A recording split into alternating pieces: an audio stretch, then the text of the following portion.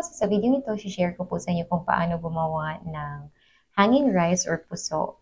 So the first thing that you need to do is to prepare the leaf. And yung pinaka-best na leaf na gagamitin natin to make the hanging rice is yung nasa middle talaga na dahon ng niyog. At yung kulay niya is medyo yellowish, kagaya nito. Okay, hindi yung green na green talaga kasi yung green is madali siyang mapunit. So, this is what we are going to do first. Ganito. So, you just have to sort of like separate the two leaves. Pero hindi po natin siya puputulin. Just like this. And then, pasok natin yung fingers natin. 4 na fingers. And then, yung isang thumb is, we will use it to hold it. Alright. And then, so this is how it looks. And merong isa na leaf na nasa likod ng inyong mga daliri. At yung isang leaf is naka-face sa iyo.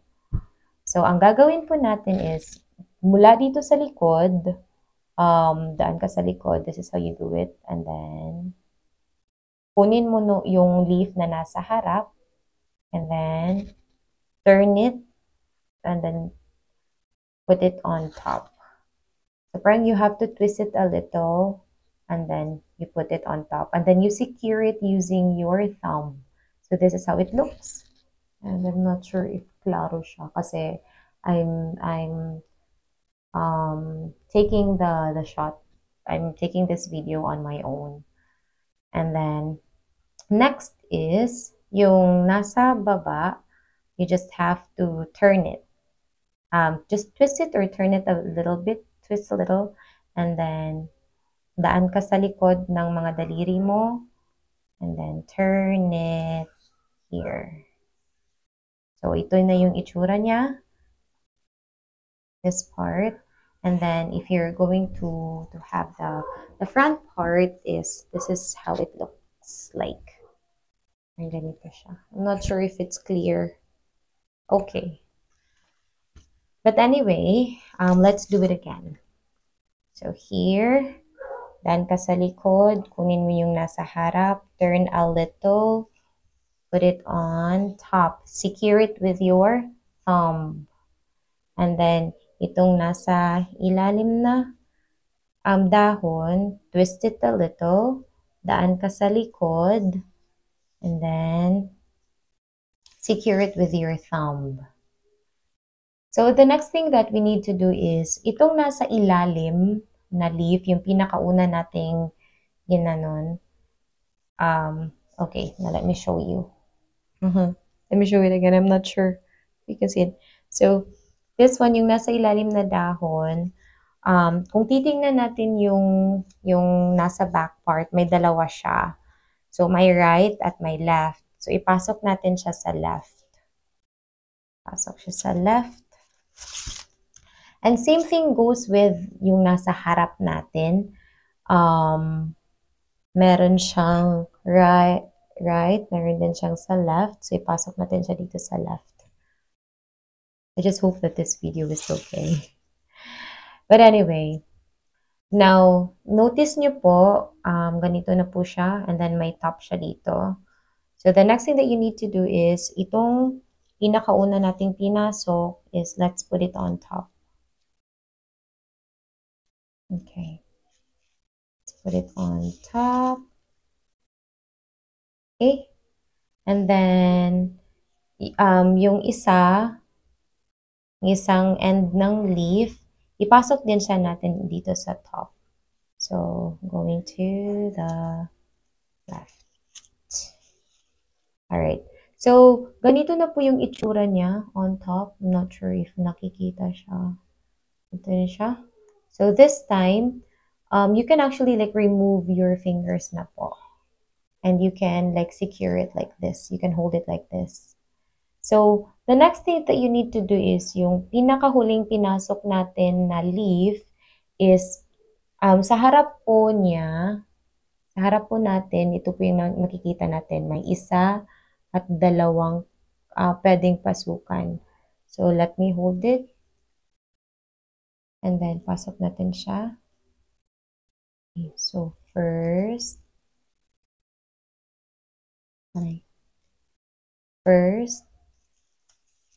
and second. First and second. Tapos, if you're going to separate the two, parang ganito siya. It has like this. Right? But anyway, yung pinasok natin, papunta sa baba, yung, you just have to twist a little. And then, when we separate the two, parang may, pasok natin siya dito. I'm not sure how to like thoroughly explain it in Tagalog. And then, you just have to be careful lang po on this part kasi yung second na papasukan natin going on the top is yung other end ng leaf. Let's see this one. Okay. Other end ng leaf. And ganito na siya. It's here. Tapos na tayo sa isang end ng leaf. Now, let's turn it to the other side. So, it's the same thing. So, para siyang yung banig na magko-cross, cross. Alright. So, the first thing na we need to do is, hindi tayo papasok dito sa una, dito tayo sa pangalawa. Okay. Pangalawa. And then, let's skip this. Pasok tayo dito. So, that's the second time. And then, medyo luwagan natin yung tip na to. So, yung gagawin natin is, we need to like, medyo punta tayo dito sa gilid. And then, go inside. Okay. So, parang ganito na siya, yung itsura niya. And then, ito. So, let's just have to go back to the top. Hindi tayo dito sa first, but dito tayo sa second. Yung hindi natin pinasukan kanina. So, let's do it. 1. And then, let's skip this. Dito tayo papasok. Then, okay. So, technically speaking, tapos na po ito, but we still need to tighten this up. So, para ita-tighten natin siya, I'm not sure the Tagalog term. So, we just have to follow from the tip. So, here. Okay, 1. Okay. You just have to pull it a little, but be gentle in pulling it up. And then you just have to follow until you reach the end of the leaf. Ganito.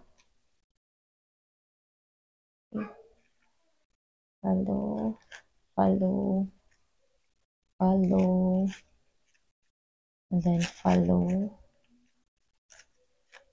follow, follow, follow. Alright, there. And then we'll do the same thing to the other end. Okay. Pull, pull, pull. Yeah, napakadali lang ng pagta-tighten niya. Yung challenging part is yung paggawa talaga since the beginning. So, parang uneven siya. So, you just have to adjust. And then, tighten up. Okay.